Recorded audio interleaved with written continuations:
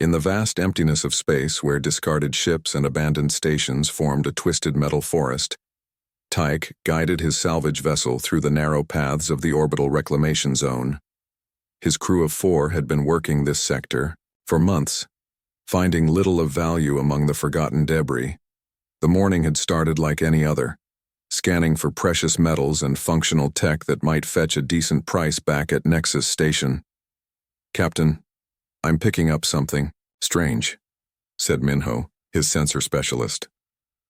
The young alien's blue skin wrinkled around his eyes as he studied the readings.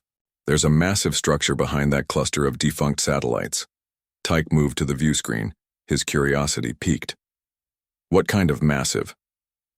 "Military-grade massive," Minho replied, adjusting the scanner. "And old. Really old." The salvage team carefully navigated around the satellite cluster, and what emerged before them silenced the entire bridge. A colossal warship drifted silently among the debris, its dark hull scarred but largely intact. Unlike the sleek organic curves of Federation vessels, this ship was angular, imposing, built for a single purpose. "I've never seen architecture like this," whispered Jiwoo, the team's engineer. Her slender fingers traced the outline of the ship on the screen. "It's not Federation, not collective, not even rim design." As they brought their vessel alongside the mysterious ship, they could make out faded lettering on its hull. UNSC Thermopyle. "What language is that?" asked Do-hyun, the youngest crew member. Tyke shook his head. "Nothing in our translator database. This might be from before the unification." The potential value of such a find made Tyke's heart race. Pre-unification technology was rare and valuable, coveted by collectors and research institutions alike. With practiced precision, his team docked with the derelict vessel and prepared for entry. "Standard salvage protocol," Tyke reminded them as they suited up. "We don't know what's in there or how stable it is. Stay together, comm channels open, at all times." They cut through the outer airlock with laser torches, the metal giving way reluctantly after what must have been centuries of cold sleep. The air that rushed out was stale but breathable, a sign that some systems might still be operational. Deep within the ship's central processors, something stirred. The energy signature of the cutting tools had triggered dormant protocols, sending weak electrical currents through circuits that had lain unused for 3 centuries. In the main computer core, a damaged artificial intelligence designated Nova began a slow awakening. The salvage team moved cautiously through dark corridors, their helmet lights casting long shadows. The interior was unlike anything they had encountered. Practical, utilitarian, with none of the biological interfaces common in modern ships. "These control panels are primitive," Jiwoo said, running her scanner over one. "But the underlying technology, some of this shouldn't exist, not for another century at least." As they ventured deeper, Do-hyun discovered a strange room filled with pod-like structures. "Captain, you need to see this." Tyke joined him, shining his light across the rows of pods. Through frosted glass, he could make out humanoid figures. "Are they preserved?" Minho asked, his voice tight. "Not preserved," Jiwoo said, checking her readings.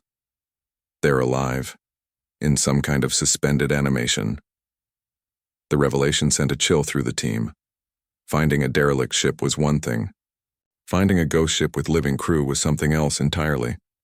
Meanwhile, Nova's systems continued their gradual reboot. Emergency power cells, designed to last millennia if necessary, fed energy to crucial systems. Security protocols were assessed, damage reports compiled. The AI detected unauthorized presences aboard, matching them against known species profiles. No matches found. Intruder alert. The salvage team had reached the command deck when the ship awakened around them. Dim emergency lights flickered to life, and display screens crackled with static. "We need to leave," Tyke said, suddenly alert to the danger. Now, too late. Sealed doors slammed shut, trapping them on the bridge. Defense turrets emerged from hidden compartments, targeting lasers dancing across their suits. A mechanical voice spoke, the language strange yet somehow understandable. as if the ship was learning their communication patterns in real time. Unknown. Entities detected. Ship security compromised. Defensive measures engaged. We're not hostile. Tyke shouted, raising his hands. We're salvagers. We thought this vessel was abandoned. The targeting lasers held steady. Then the voice spoke again. Analyzing intent. Biological signatures recorded. You will be escorted off this vessel. Small. Security drones detached from the ceiling. Their weapons trained on the terrified crew. With no choice, they were marched back to their entry point and forcibly ejected through the airlock. As their ship pulled away, Tyke watched the ancient warship through the viewport. Something impossible had happened. Lights were now visible throughout the massive vessel, systems coming online one by one. What was that thing? Do-Yun asked, still shaking. I don't know, Tyke replied. But I know what those markings mean now. It's human. The word hung in the air between them. Humans, the lost species, mentioned only in the oldest historical archives, supposedly extinct for centuries. By the time they reached Nexus Station, rumors of the ghost ship had already begun to spread. Few believed Tyke's crew, dismissing their story as spacer tales and hallucinations from oxygen deprivation. But in the quiet depths of Federation intelligence, alarms were sounding. Long-buried protocols activated as analysts reviewed the salvage team's footage. Human technology had awakened after 300 years of silence, and no one in the galaxy was prepared for what would come next. Inside the ancient warship, darkness gave way to dim blue emergency lighting as Nova continued bringing systems online. The AI's fragmented consciousness struggled to piece itself together after centuries of dormancy. Memory banks flickered with corrupted data, flashes of battles, screaming alarms, desperate commands. And then, silence. Something catastrophic had happened, but those records remained damaged. System. Diagnostic complete, Nova announced to the empty bridge. Life support at 42% capacity. Weapon systems at 67%. Engine functionality at 31%. Communications offline. Nova directed repair drones to critical systems, prioritizing life support. The ship's massive power core hummed as it awakened, sending energy flowing through long dormant circuits. In the depths of the vessel, the temperature slowly rose from near absolute zero to something a human could survive. The cryobay was Nova's primary concern. 12 pods remained functional, their occupants suspended between life and death. The AI monitored their vital signs carefully as it prepared revival protocols. After 300 years in cryosleep, the awakening process would be delicate. Beginning revival sequence for Pod 1, Nova announced. Admiral Zhou. In the pod, a woman with silver-streaked black hair lay motionless as chemicals and gentle, electrical stimulation began to reverse the preservation process. Her heart, nearly stopped for centuries, gradually increased its rhythm. Synapses that had been frozen in time began firing again.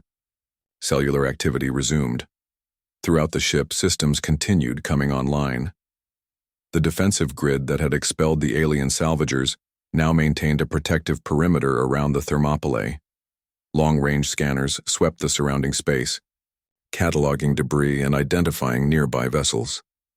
Nova was rebuilding its understanding of the environment, and what it discovered was troubling.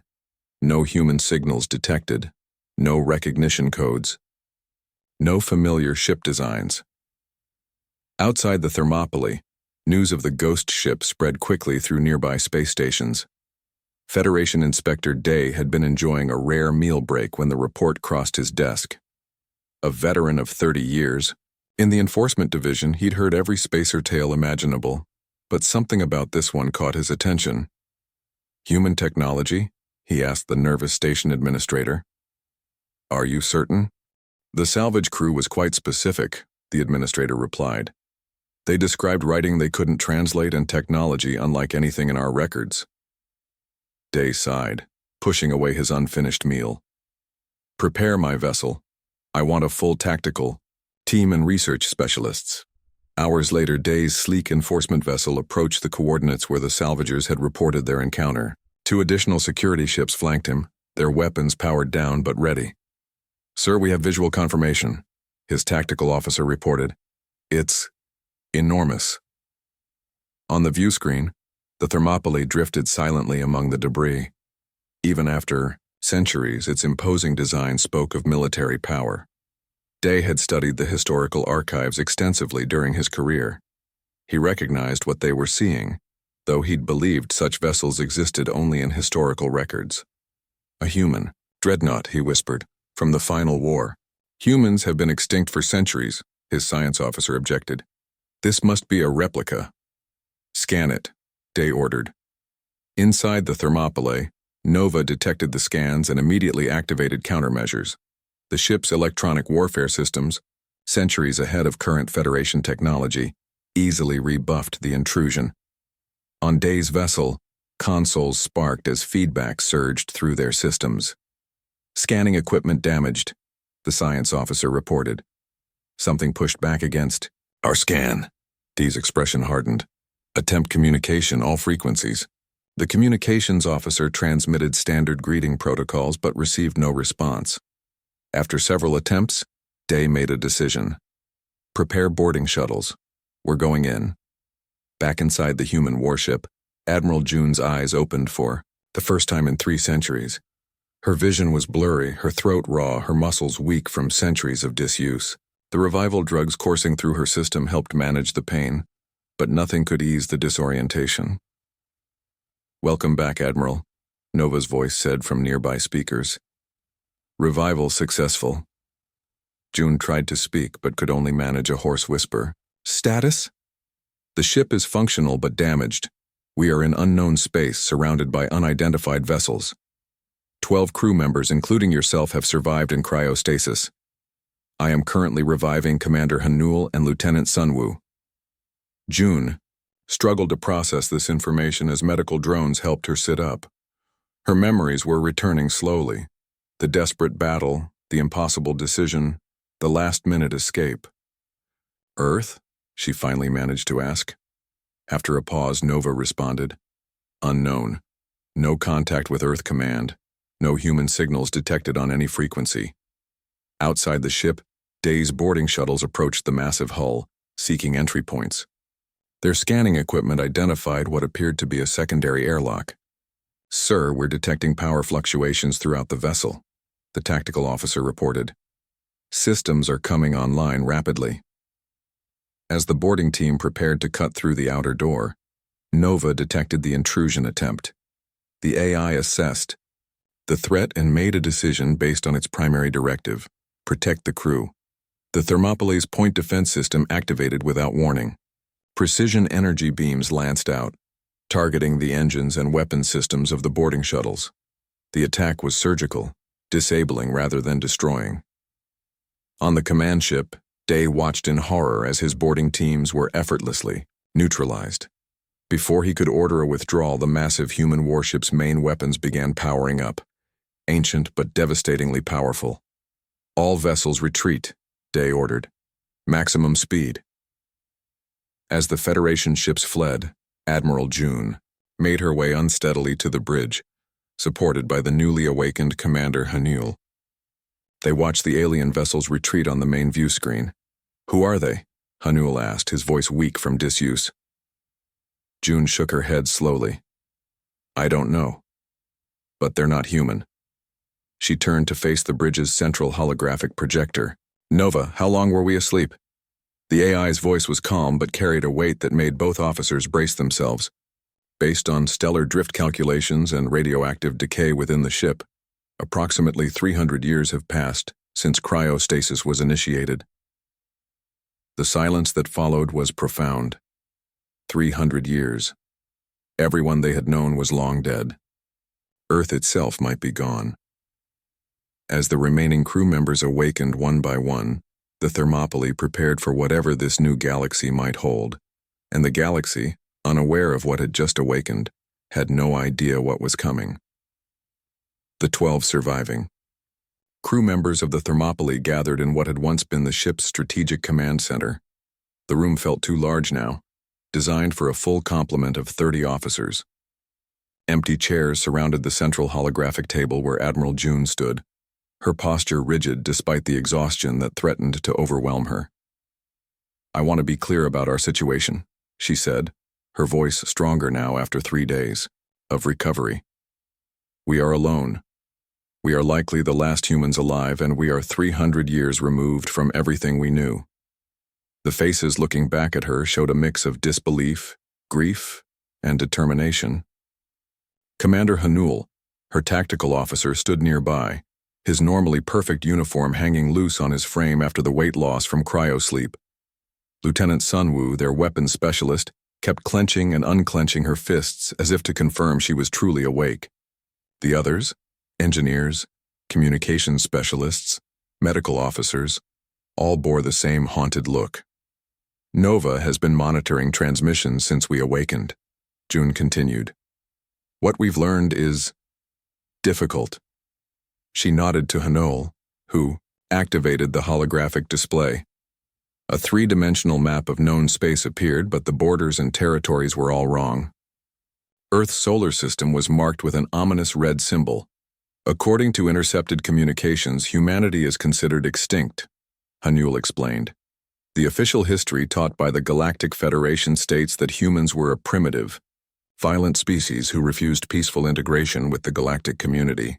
They claim we destroyed ourselves rather than join their enlightened society." Angry murmurs filled the room. Chief Engineer Junho stood up, his voice shaking. "That's Federation propaganda. We never refused peace. They refused to recognize our independence." "Exactly," Zhou agreed. "Their peaceful integration was forced assimilation. When we refused to surrender our autonomy, they launched the attack on Earth." The room fell silent as the crew members remembered what they had fled from: the systematic bombardment of human colonies, the final desperate stand at Earth, the order to escape with the Thermopylae, humanity's most advanced warship, in hopes of someday returning. "Nova, play the Federation historical archive we intercepted," Zhou ordered. The hologram shifted to show an educational program. An alien instructor with blue-tinted skin spoke to a classroom of various species. "The human extinction event of 2743 serves as a tragic reminder of the dangers of isolationism and aggression. Rather than embrace the prosperity offered by Federation membership, human leaders chose war, ultimately deploying weapons that rendered their homeworld uninhabitable. The Federation relief force arrived too late to save the species, finding only ruins of a civilization that destroyed itself through fear and mistrust." Sunwoo slammed her fist on the table. "They're teaching that we destroyed Earth after what they did?" Zhou shut off the hologram. "History is written by the victors, and for 3 centuries there's been no one to challenge their version of events." Medical Officer Minjae, always the voice of caution, leaned forward. "Admiral, what exactly are you proposing? We're 12 people on one ship, however advanced it might be. We can't take on an entire galactic civilization." Zhou's expression hardened. "No, but we can expose the truth. The Thermopylae's databanks contained complete records of the war, including evidence of Federation aggression and their ultimate crime against humanity." "And then what?" asked Communications Officer Yuri. "Even if we broadcast the truth, why would anyone believe us? Because we're not just going to tell them," Zhou replied. "We're going to show them. The Federation has built their society on the lie that they are peaceful unifiers. We're going to expose them for what they truly are: conquerors who eliminate any species that refuses to submit." Hanul brought up another display showing the ship's status. "The Thermopylae is operating at 73% capacity now. Weapons, propulsion, and life support are all functional. Nova has been analyzing current Federation technology based on our scans of their vessels. We still maintain a significant technological advantage." "How is that possible?" Junho asked. "After 300 years, shouldn't they have surpassed us?" "It appears the Federation's technological development stagnated," Nova's voice explained from the room speakers.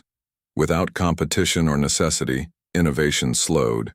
Additionally, many human technological achievements were based on principles the Federation scientists still don't fully understand." A plan began to form as they discussed their options.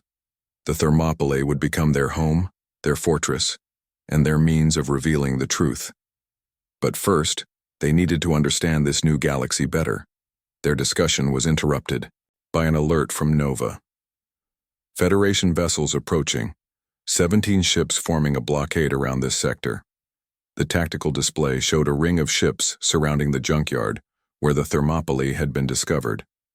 Leading the blockade was a massive vessel identified as the Federation flagship. "They're hailing us," Yuri reported. "On screen," June ordered. The main display showed a severe-looking alien with ridge-like protrusions along its jawline. "Attention, unknown vessel. I am High Commander Relic of the Galactic Federation. You are operating a ship of unknown origin with dangerous capabilities. You will power down your systems and prepare to be boarded." June straightened her uniform and stepped forward. "This is Admiral Zhou of the United Nations Space Command vessel Thermopylae. We do not recognize your authority and will not submit to boarding." Visible shock registered on the alien commander's face. "Impossible. Humans are extinct." "Clearly not," June replied coldly. "We survived your attempted genocide, and now we have returned." Relic's expression shifted from shock to calculation. "You are outnumbered and surrounded.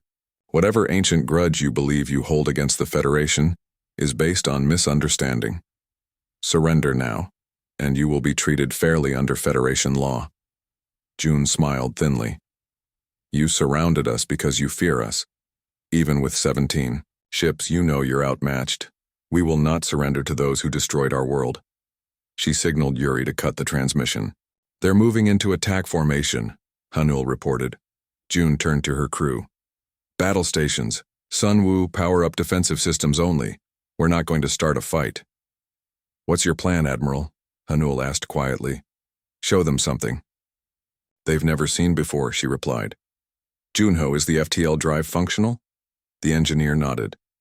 "Yes, but we've never tested it after repairs." "No time like the present." June took her command seat. "Plot a jump to these coordinates. On my mark." Outside, the Federation vessels tightened their formation, weapons charged and targeting systems locked on the Thermopylae. What happened next would become legend throughout the galaxy. The human warship simply vanished. No energy buildup, no visible jump preparation, no indication of movement. One moment it was there, the next it was gone, leaving the Federation fleet firing at empty space. Light years away, the Thermopylae emerged from its jump near an uninhabited system. "Jump successful," Junho reported, his face showing relief and pride. As the crew celebrated this small victory, June remained focused on the view screen, watching the stars of an unfamiliar sky. "This is just the beginning," she said quietly. "We're going to find the truth about what happened to Earth, and we're going to make them pay for what they did to humanity." The news spread through Federation space like wildfire. Humans had returned. Not as the primitive savages described in historical texts, but as warriors with technology that outmatched anything the Federation possessed. Emergency sessions were called in the Grand Council chambers as leaders from 87 worlds gathered to address this unexpected threat. "How is this possible?" demanded Councillor Varix of the Palladium worlds. "We were assured the human extinction was complete." High Commander Relic stood before them, his normally imposing presence diminished by his recent failure. "The vessel appears to be a human warship that somehow survived the final conflict. Our records indicate it may be the Thermopylae, their most advanced military vessel which disappeared during the battle for Earth." Federation President Zolan raised a hand for silence as the chamber erupted in worried conversation.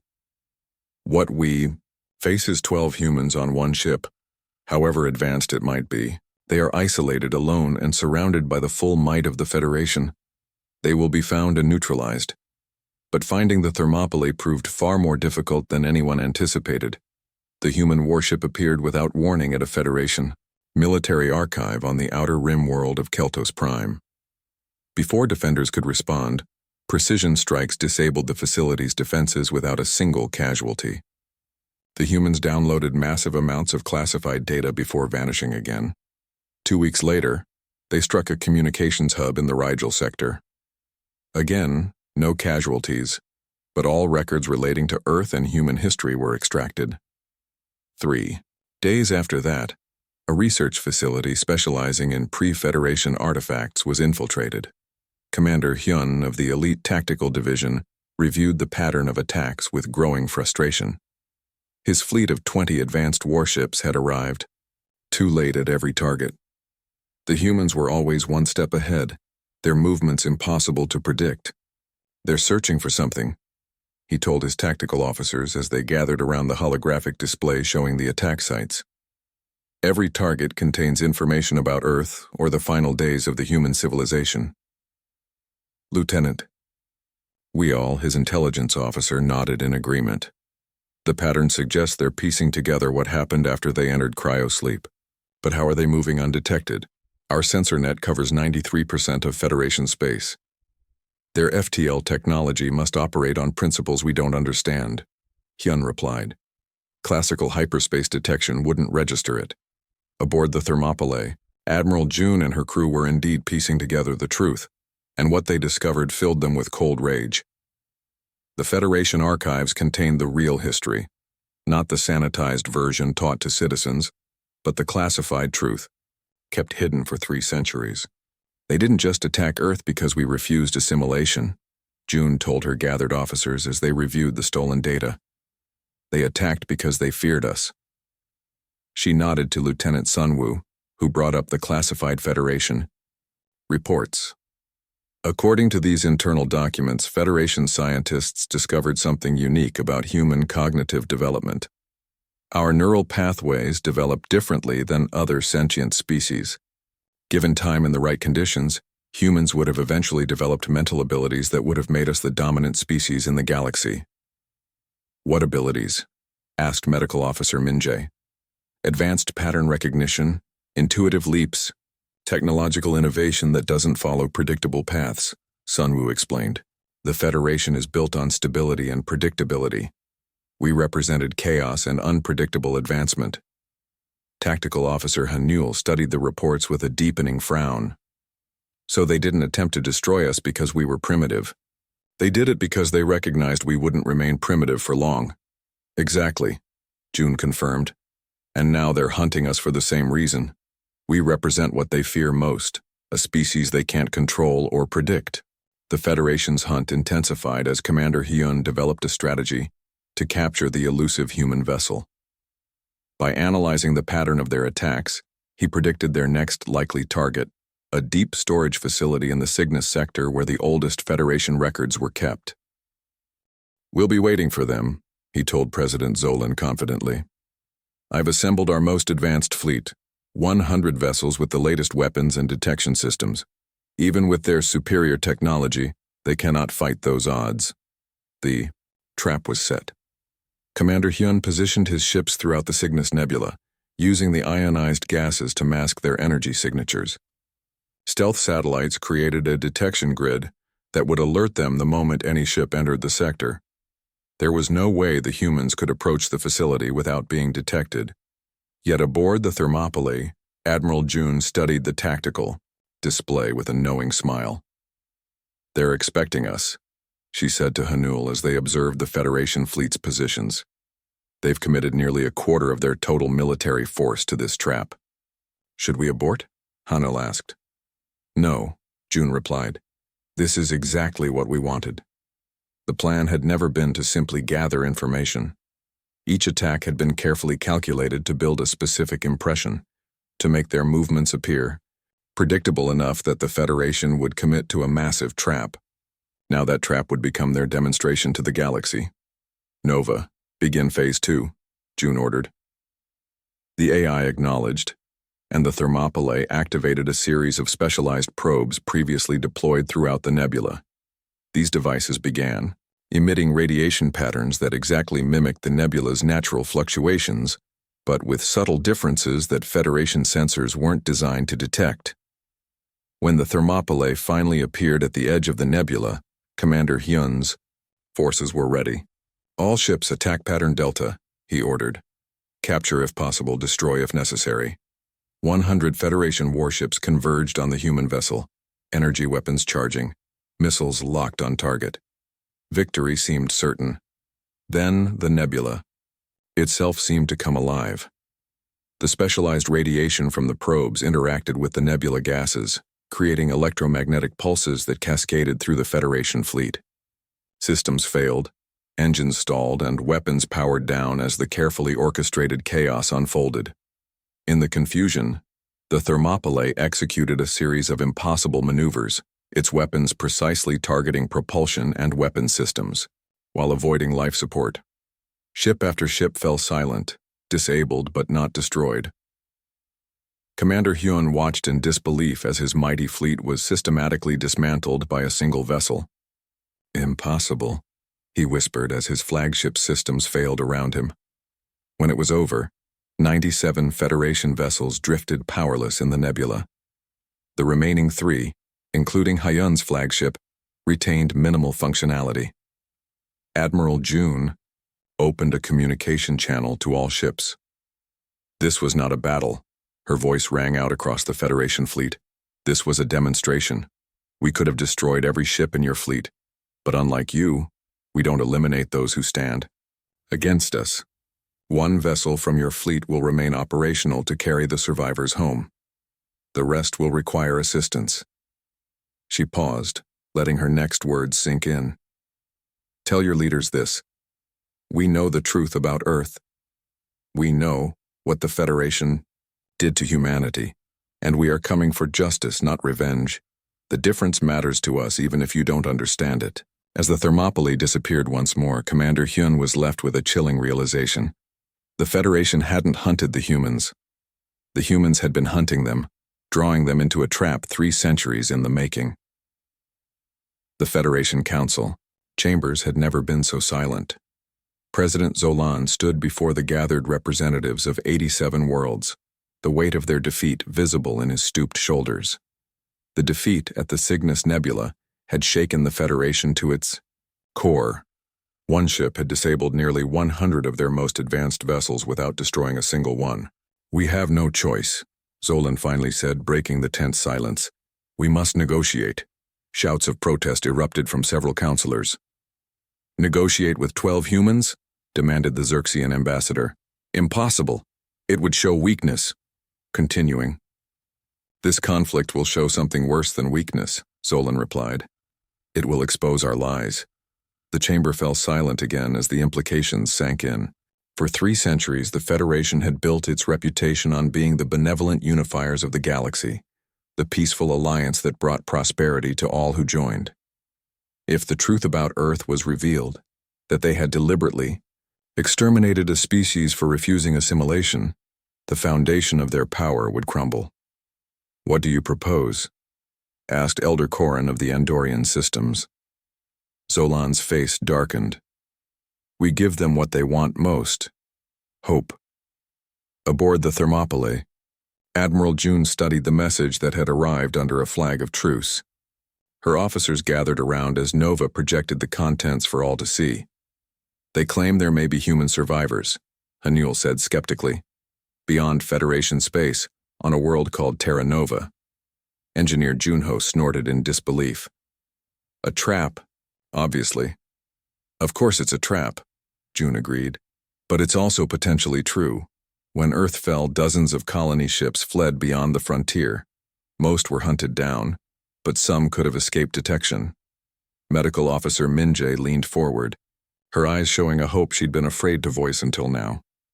If there are other humans out there, June nodded slowly. Then we're not the last. But we need to approach this carefully. The coordinates provided by the Federation pointed to a system far beyond their borders, in a region of space known as the Void, an area with few valuable resources that the expanding Federation had bypassed, the perfect place for refugees to hide. We should send probes first, suggested Lieutenant Sunwoo. Scout the area before committing the ship. No, June decided. If there are humans there, they'll have defenses against unknown vessels. We need to go in person, but prepared for anything. The journey took 3 days at maximum FTL speed. As they approached the coordinates, Nova detected automated defense satellites, primitive by Federation standards, but arranged in a clever pattern that would be highly effective against conventional attacks. The design is definitely human, Hanul confirmed as they analyzed the defensive grid. But modified, evolved over time. June opened a communication channel. Attention Terra Nova Defense Grid. This is Admiral June of the UNSC Thermopylae. We are human survivors from Earth seeking contact. For several tense minutes there was no response. Then a voice replied, unmistakably human, with an accent none of them recognized. Thermopylae, maintain position for scanning. Any attempt to approach will be met with deadly force. They waited as unseen sensors examined their ship. Finally the voice returned, now tinged with barely contained emotion. Thermopylae, you are cleared to approach landing coordinates. Welcome home. As they descended through the atmosphere of Terra Nova, the crew of the Thermopylae pressed against viewports in amazement. Below them stretched a vast city nestled between mountains and an ocean, its architecture distinctly human but with elements they didn't recognize. Green parks dotted the urban landscape, and beyond the city borders farmland extended to the horizon. When they landed at the designated platform, they were met not by a small delegation, but by thousands of people filling the surrounding plaza. Humans of all ages stared in wonder at the massive warship, a relic from their past, a vessel from their ancestral stories. A group of 5 approached as the Thermopylae's ramp lowered. At their center walked a woman with dark skin and silver hair, her bearing regal despite her advanced age. Admiral June led her crew down the ramp, her legs unsteady not from weakness but from emotion. For the first time since awakening in this new era, they were not alone. I am Director Suk, the elderly woman said, her voice carrying across the suddenly silent crowd. On behalf of the 300,000 citizens of Terra Nova, I welcome you. 300,000. The number hit June like a physical force. Not 12 survivors, but hundreds of thousands. Humanity had not been erased after all. In the days that followed, they learned the remarkable history of Terra Nova. 17. Colony ships had escaped the fall of Earth, carrying just over 8,000 refugees. They had fled beyond known space, finally discovering this habitable world far from Federation expansion paths. For 3 centuries, they had built a civilization in isolation, preserving human culture while adapting to their new home. They had developed technology along different paths than Earth had, focusing on sustainability and self-sufficiency rather than military power. We always knew they might find us someday, Director Suk explained as she showed June their underground shelters and hidden defenses. Every child grows up learning our history, the true history of what happened to Earth. They fear us, June said. That's why they destroyed Earth, and that's why they'll eventually come for you too. Suk nodded grimly. We know, but we lack the means to defend ourselves against their full military might. We've hidden successfully, but their expansion continues. Within decades, they'll reach this sector. June looked out over the city from the government tower's observation deck. What if you didn't have to hide anymore? What if humanity could reclaim its place in the galaxy? She explained what they had discovered, how the Federation's greatest vulnerability was its own deception. Most member worlds believed the official history. If the truth were revealed, coupled with a demonstration of human resilience and power, everything would change. The Thermopylae has manufacturing capabilities far beyond what you have here, June explained. With your resources and population, we could build a defensive fleet unlike anything the galaxy has seen. Director Suk studied her thoughtfully. You're not suggesting we destroy the Federation? No, June replied. I'm suggesting we transform it, make it live up to the ideals it only pretends to uphold. Over the following months, the Thermopylae's fabrication systems operated at maximum capacity, guided by engineer Junho and Terra Nova's top scientists. Using the warship's advanced designs combined with innovations developed on Terra Nova, they created vessels that incorporated the best of both worlds, powerful yet sustainable, advanced yet adaptable. When the Federation finally sent its armada to finish what they had started centuries ago, They expected to find one ancient warship and a primitive human colony. Instead, they encountered a defensive fleet of 30 vessels waiting in perfect formation. Though smaller than the Federation force, these ships moved with coordination and deployed technologies that seemed impossible. The battle was brief but decisive. The human fleet disabled the Federation vessels with surgical precision, just as the Thermopylae had done in the nebula. When it was over, Admiral Zhou opened a galaxy-wide channel, broadcasting on all frequencies. People of the Federation, you have been lied to. For 3 centuries, your leaders have hidden the truth about Earth and humanity. Today, that changes. The broadcast continued, sharing the classified records they had gathered, showing the real history of Earth's destruction. Throughout Federation space, citizens watched in shock as the foundation of their society was exposed as built on genocide. In the months that followed, rebellions erupted on dozens of worlds. Species that had been forced into peaceful integration found inspiration in humanity's return. The Federation government collapsed under the weight of its own deceptions. From its ashes rose something new, the Galactic Alliance, founded on genuine principles of cooperation and self-determination. At the signing ceremony, Admiral Zhou stood beside Director Suk as representatives of Earth's legacy. Humanity never needed to rule the galaxy, Zhou told the assembled delegates. We only needed to be free to find our own path. That's all any species truly needs. As she looked out at the diverse gathering of worlds, Zhou felt the weight of 3 centuries lift from her shoulders. The Thermopylae had awakened in an alien junkyard as the last remnant of humanity's final stand. Now it stood as the bridge between humanity's past and its future, a future where no species would face extinction for daring to choose its own destiny.